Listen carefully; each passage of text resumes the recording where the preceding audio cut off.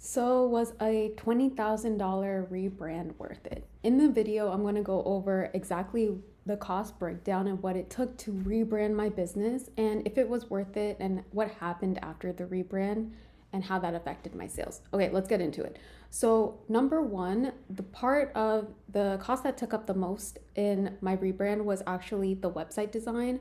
I paid a agency to do the website and help with the vision. So they acted as creative directors for me, which meant that they put together a vision board, they put together the aesthetic, they put together the brand colors, they put together the website. So it was like an all-in-one package. The only thing I really needed to do after working with that agency was hiring a photographer, hiring a makeup artist, and then deciding where to shoot my photos, deciding what props I wanted, and also buying the outfits, right? So that took up $15,000 of that budget.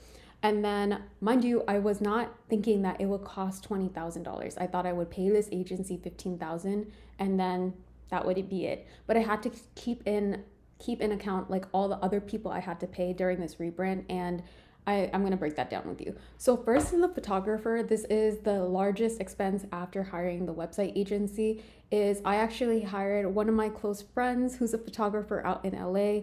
She used to model and shoot out there, and now she retired, and I actually asked her if she could shoot my photos since we were working together a couple of years ago. So she flew out from California to New York City to shoot with us, and included in that we paid for her flights there and back. So that cost about $2,000 for her work and actually paying for those flights. Now, I do want to keep in mind photographers are usually more expensive, especially if they're doing like commercial or business photography. The only reason I got that rate was because this was a close friend of mine. I'd worked with her before, and she's also been a past mentor of mine. So it was all honestly like a huge favor for her to fly out from California to New Jersey to shoot us. And she shot us for 2 days on set. We shot in Grand Central, and then we also booked a studio in Queens. And this leads into the other costs. So after paying the photographer, we had to decide where to shoot. So we shot in Grand Central, which is free. It costs nothing. And we didn't need any permits. We weren't bothered by any of the police. So we just shot there. We arrived like midday, and it wasn't that busy. We also shot this in August, and I was aiming for like a fall aesthetic. So it was extremely, extremely hot. But regardless, we shot in Grand Central, which was free, and then we shot in a studio in Queens using Peerspace. Now, this is not sponsored by Peerspace. I actually was hesitant about using them because I'm like, why am I paying like $400 or $500 for an empty warehouse? But one of the things I actually liked about Peerspace was that they were really organized.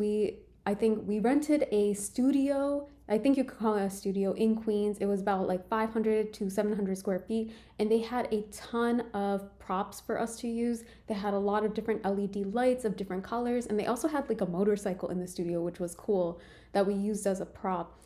And that cost about $300 for 8 hours of shooting in that studio, and they provided us with all the lighting. Of course, we had to bring our own speakers and our own props that we wanted, but a lot of that was like outfits and jewelry that I brought.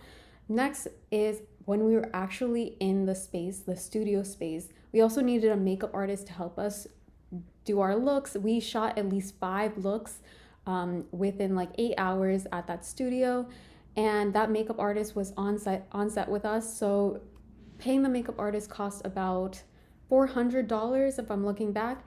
And I also don't live in New York City, so I had to really take a ton of Ubers because I brought like pounds, like a suitcase of clothes to try on at the studio to see how it would work with the lighting. I also brought like a whole suitcase of jewelry just because I wanted to show off my culture.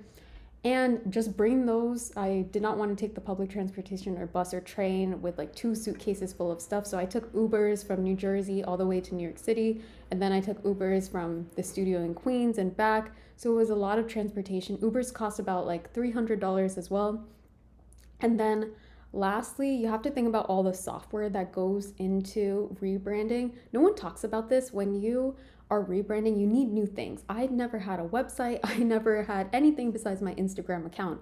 And I made a ton of money off that. I made 6 figures in 10 months in my first year in business. And that was just through like lack of content. I didn't really post any content my first year, and a lot of my sales came from my sales strategies. You can watch some of my other videos for that.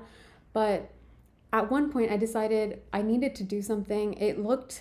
I was growing so fast in my business, and the fact that I didn't have a website to apply to scholarships or grants or things like that, it was off-putting, and it was also holding me back from those opportunities. So that's why I invested in a rebrand. So that is the total cost. It ends up to a little bit less than $20,000.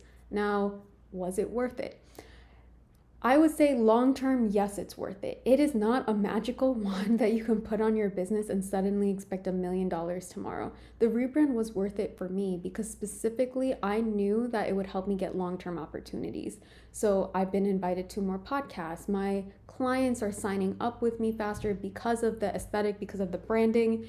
And it also shows to more established like clients, people who have been in business for years, that are a little bit older and that didn't grow up in the social media age, that we are like a reliable business to work with. So rebranding is helpful for the long term, but I definitely don't recommend rebranding if you're still under 6 figures. It's just not worth it for you. And there's so many ways to make money in business that don't require a fancy website or don't require like doing five different looks in an 8-hour studio. Like, it was a lot of work, and the planning process took about a year. I had thought about rebranding for 6 months, and then actually when I started working with the creative agency, that took another 6 months from actually doing the photo shoot to actually creating the website, right? So we shot around July, August, and then the website came out at the end of November, so like around Black Friday. So the process was long, and if you're expecting this to go fast, then you're kind of heading for disappointment.